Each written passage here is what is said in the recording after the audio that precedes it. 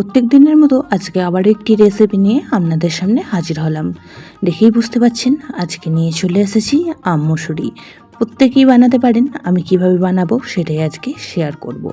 নমস্কার বন্ধুরা, মাই কিচেন মাই ব্লগে সবাইকে আবারও একবার স্বাগত। আসুন তাহলে শুরু করা যাক আজকের রেসিপি।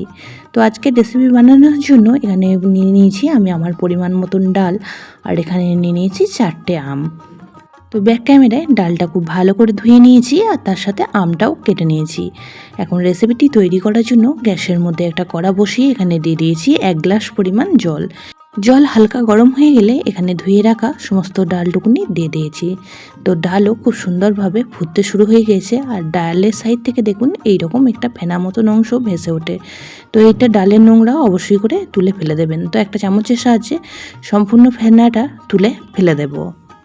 এই গরমে বাঙালির প্রত্যেকটা ঘরে ঘরেই আম মুসুরি বানানো হয়ে থাকে, আর এরকম ধারা যদি আম মুসুর থাকে দুপুরের খাওয়াটা একদমই জমে যায়। তো উপরের সম্পূর্ণ ফেনা অংশটা তুলে ফেলে দিয়েছি, আর ডালটা ফুটতে শুরু করলে ওপরে আরও কিছুটা পরিমাণ ফেনা মতো অংশ দেখা যাচ্ছে। তো সেটাকেও আমি এখন একটা চামচের সাহায্যে তুলে ফেলে দেব। খুবই সাধারণ একটি রেসিপি আপনাদের সঙ্গে শেয়ার করছি, বানানোর পদ্ধতিটাও খুবই সহজ।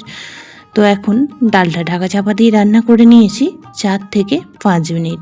তো ডাল দেখুন অনেকটাই সিদ্ধ হয়ে গেছে, আর মসুর ডাল সিদ্ধ হতে একদমই সময় লাগে না। তো এই পর্যায়ে এখন কেটে রাখা আমগুলি অ্যাড করে দেব।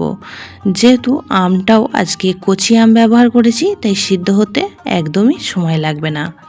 তবে ডাল 60 থেকে 70% মতো সিদ্ধ হয়ে গেলে তারপরেই আমটা দিয়ে দেবেন, তাহলে বাকি আমটা সিদ্ধ হতে হতে ডালটাও খুব সুন্দরভাবে সিদ্ধ হয়ে যাবে। এখন ফ্লেভারের জন্য দিয়ে দিচ্ছি 2টো কাঁচা লঙ্কা চিড়ে।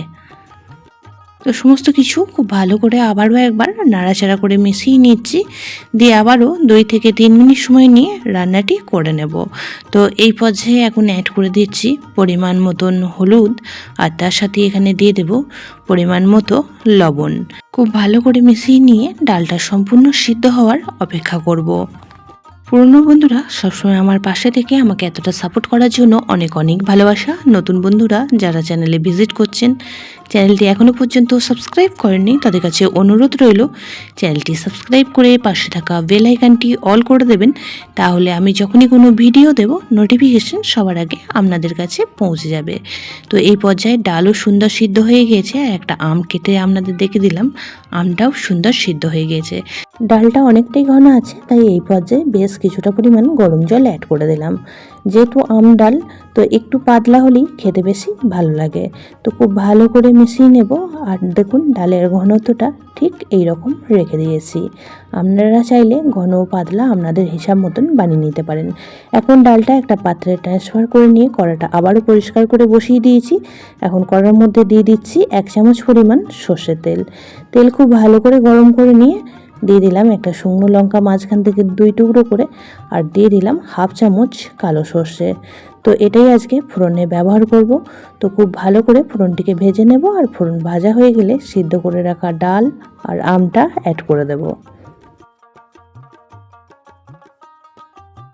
দুপুরের লাঞ্চে আম মুসুরির সাথে যদি একটু আলু সিদ্ধ মাখা থাকে আর কিন্তু কিচ্ছু লাগবে না, এটা দিয়েই সমস্ত ভাতটুকু খাওয়া হয়ে যাবে। ডালটাও সুন্দর ফুটতে শুরু হয়ে গিয়েছে। তো নামানোর আগে এখন দিয়ে দিচ্ছি 1 চামচ চিনি। যেহেতু টক ডাল, তাই অবশ্যই করে চিনিটা অ্যাড করবেন, স্বাদটা খুব সুন্দরভাবে ব্যালেন্স হবে। যদি মিষ্টিটা আপনারা অপছন্দ করেন সেক্ষেত্রে বাদ দিয়ে দিতে পারেন।